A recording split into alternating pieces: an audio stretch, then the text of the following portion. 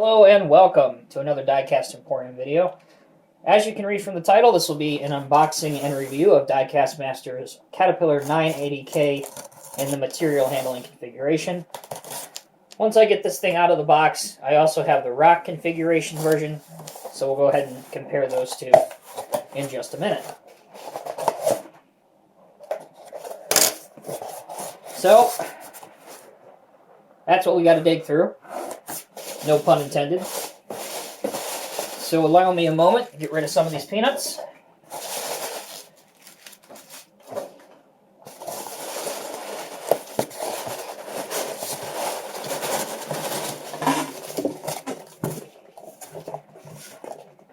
All right.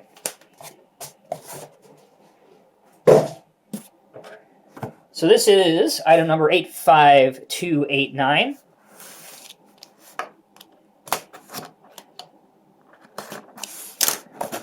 White box, of course, means Highline series, which I think a lot of us collectors are really enjoying these tins that the Highline series comes in. I know I, for one, am. I think it just adds a presentation style to the model, makes it look a little bit more as a collector's item. So here it is. And that's the wrong side. If you open up the correct side, go ahead and get it out. Take this nylon type paper off. So there's the box, or at least the top of the tin.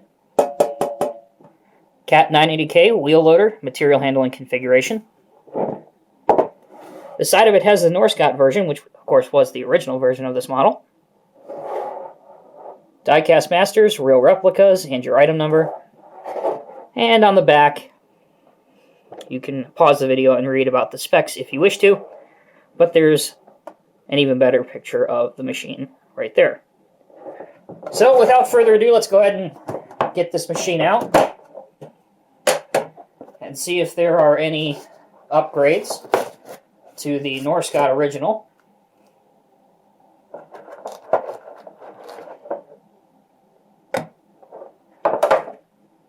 Okay, so first impressions are that it looks good. The added work light up here is definitely something new, as well as these warning graphics across the articulation point. Those are brand new. They were not on the Norscot model. You can see them there. Also, the perforations here are actually not through. They're just done with paint. But it still looks a lot better than it would had they just left it yellow like the original version of this was. So we'll go ahead and start with the back. Obviously it has the Caterpillar logo and some work lights, brake lights, that kind of thing.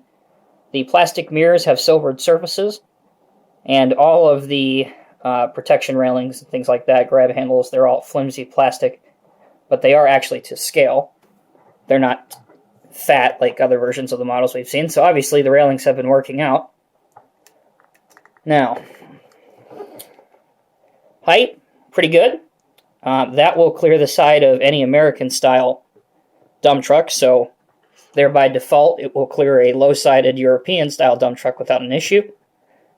The dump angle is also very decent, pretty good. Should have no problem getting your loose material out of the bucket.